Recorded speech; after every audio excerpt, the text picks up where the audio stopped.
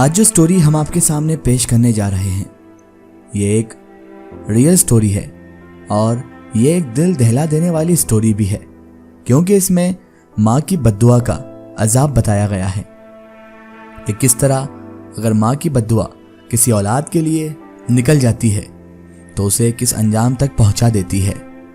کچھ اسی طرح کی سٹوری آج ہم آپ کے لیے لے کر آئے ہیں جو بالکل سچی ہے اور بہت ساری نصیحتیں آپ کو اس سٹوری میں مل جائیں گی۔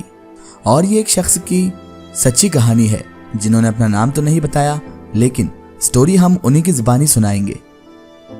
وہ خود بیان کرتے ہیں کہ میں چیچا وطنی پنجاب سے تقریر فرما کر واپس جا رہا تھا اور میرے ساتھ کچھ ساتھی بھی تھے۔ انہوں نے ایک آدمی کو دیکھا جو چارپائی پر لیٹا ہوا تھا۔ ہم نے دیکھا کہ مکھیاں اس کے آس پاس بھن بھنا رہی تھی۔ اس آدمی کی عجیب سی حالت تھی، چہرہ زرد تھا، گد و غبار چہرے پر لگا ہوا تھا یعنی کہ دھول مٹی، اور اس کے چہرے سے ایک عجیب درد نمایاں ہو رہا تھا۔ ایسا لگ رہا تھا جیسے کہ اس کی زندگی میں کچھ ایسا ہوا ہو جس کا درد یہ ابھی تک بھول نہیں پا رہا تھا۔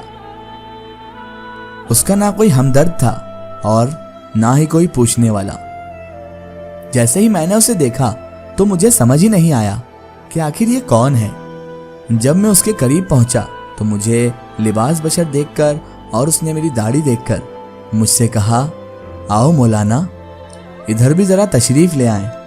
اس شخص کی حالت بہت ہی خراب تھی، اس کے پیلے پٹ دانت اور ہڈیوں کا ڈھانچہ وہ ہو رہا تھا، ہڈیوں کا ڈھانچہ اور کمزور سانچہ۔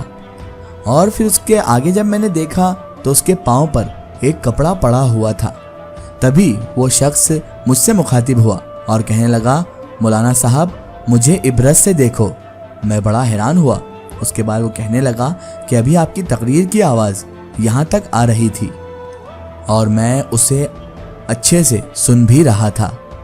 اس کے بعد وہ عجیب و غریب حالت والا شخص کہنے لگا، یہاں میرا ایک مکان تھا اور اس میں 2 دکانیں بھی تھی، میرا اچھا خاصا کاروبار بھی تھا۔ میں کون تھا پتہ ہے آپ کو مولانا صاحب؟ میں ایک شیر جیسا انسان تھا، بہت رواب تھا، بہت گھمنڈ تھا اور بہت زیادہ طاقت بھی تھی۔ لیکن آج میں بھیک مانگتا ہوں اور بھیک مانگتا ہوں لیکن پھر بھی کوئی بھیک تک نہیں دیتا ہے، بلکہ لوگ تو اگر میں بھیک بھی مانگوں تو مجھ پر لعنت کرتے ہیں اور مجھے تانے کستے ہیں، مجھے بھلا برا کہتے ہیں۔ میں بڑا حیران ہوا اس کی بات سن کر اور اس سے میں نے پوچھ ہی لیا کہ آخر ایسا کیوں ہے، کیوں لوگ تمہیں بھیک مانگنے پر بھی لعنت کرتے ہیں، کیوں لوگ تمہیں بھیک نہیں دیتے؟ تو وہ کہنے لگا، مولانا صاحب ذرا غور سے سننا، عبرت کی بات بتا رہا ہوں، میری زندگی کی حقیقت آپ کے سامنے رکھ رہا ہوں، میری بات کو اب غور سے سنیے گا۔ اس کے بعد پتہ نہیں اس شخص کو اچانک سے کیا ہوا، اس نے میرا ہاتھ سختی سے پکڑا اور اس کے بعد اچانک سے وہ پھوٹ پھوٹ کر رونے لگا، اور اس کے بعد اس کی بھرائی ہوئی آواز میں وہ کہنے لگا، میں وہ بدنصیب انسان ہوں جس نے اپنی ماں کے چہرے پر جوتے مارے ہیں۔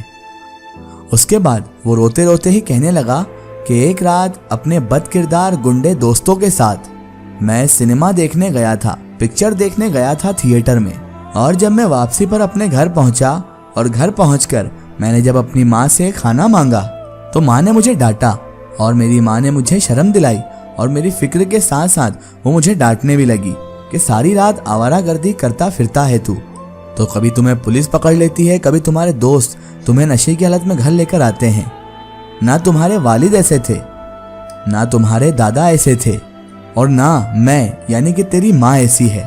تو کن چالوں میں پھنس گیا ہے، تو کن صحبتوں میں رہ رہا ہے، تو کن گنڈوں کے ساتھ رہنے لگا ہے۔ ادھر میری ماں نے اپنی ممتا کا غصہ اتارا تھا اور ادھر مجھے اچانک سے آوارہ گردی والا غصہ آ گیا، اور میں نے غصے میں آ کر وہ کام کر دیا جس کے لیے میں معافی کے بھی قابل نہیں ہوں۔ میں نے غصے میں آ کر 2 جوتے اپنی ماں کے منہ پر مار دیے۔ تبھی میری ماں رونے لگی اور میری ماں نے اتنا ہی کہا، اس کے لبوں سے اتنا ہی نکلا کہ اے عرش والے، اے سارے جہاں کو بنانے والے، کیا آج میں جوتے کھاؤں؟ اے میرے اللہ مجھے اپنے پاس بلا لے، اب مزید مجھ سے جوتے نہیں کھائے جاتے۔ اے میرے رب جس نے اپنی ماں کے منہ پر جوتے مارے، उस कुत्ते को तू दुनिया और आखिरत में बर्बाद कर दे।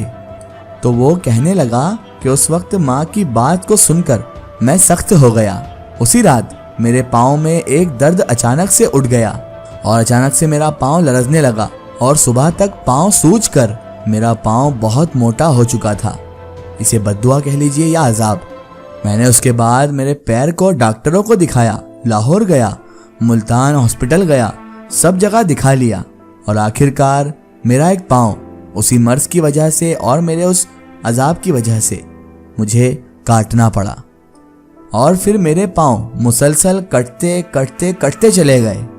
उसके बाद उस अजीब हालत वाले शख्स ने अपने पाँव के हिस्से से जब कपड़ा उठाया तो मैंने देखा कि उसके पाँव में से बहुत ज़्यादा पीप बह रही थी। उसके बाद वो शख्स मुझसे कहने लगा कि ऐ मौलाना साहब, ये ज़ख्म नहीं है, ये पीप नहीं है, ये तो माँ की बद्दुआ का असर है। ये मैंने जो उनके मुंह पर जूते मारे थे उसका अजाब मुझे मिला है दुनिया में।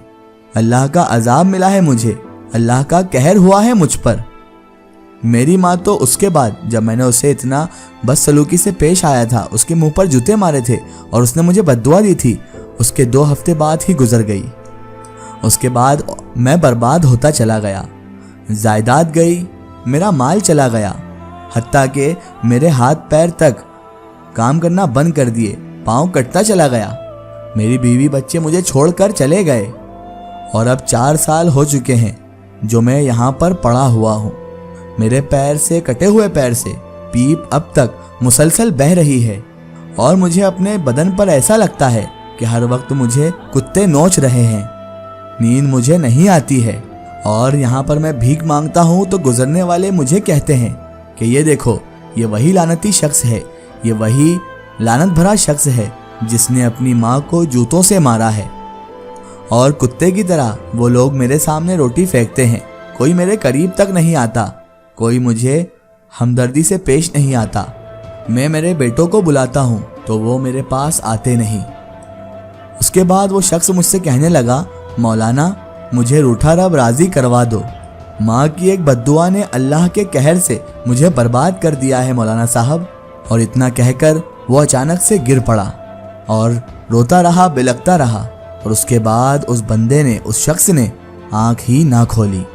मौलाना साहब खुद फरमाते हैं कि खुदा की कसम, ये मंजर मैंने अपनी आंखों से देखा और वहीं पर मैंने दुआ कर ली कि ऐ अल्लाह, तू हमें अपने वालिदैन का फरमा बरदार बना दे, हमें अपने वालिदैन का कभी दिल दुखाने ना देना। इससे पहले हमारी ज़िंदगी ले लेना कि हमारे माँ बाप हमें बद्दुआ दें, हम ऐसा काम करें कि हमारे माँ बाप मुझे बद्दुआ दें, इससे पहले हमें मौत आ जाए। तो प्यारे दोस्तों, यही था वो इबरतनाक वाक़या कि माँ की बद्दुआ किस अंजाम तक औलाद को पहुँचा सकती है। जब माँ की दुआ औलाद को कामयाबी और सरबुलंदी तक पहुँचा सकती है, तो माँ की बद्दुआ औलाद को बर्बादी और अजाब तक भी पहुँचा सकती है। इसीलिए अपने माता पिता, अपने माँ बाप की हमेशा केयर करें, उनका ख्याल रखें और उनसे हमेशा मोहब्बत करें, ना कि उनसे बस ज़ुबानी करें, ना ही उनका दिल दुखाएं। हमेशा अपने माँ बाप को अच्छे से पेश आएं और उनका दिल हमेशा खुश रहे, क्योंकि माँ बाप अगर राज़ी हैं तो आपसे ईश्वर अल्लाह राज़ी है।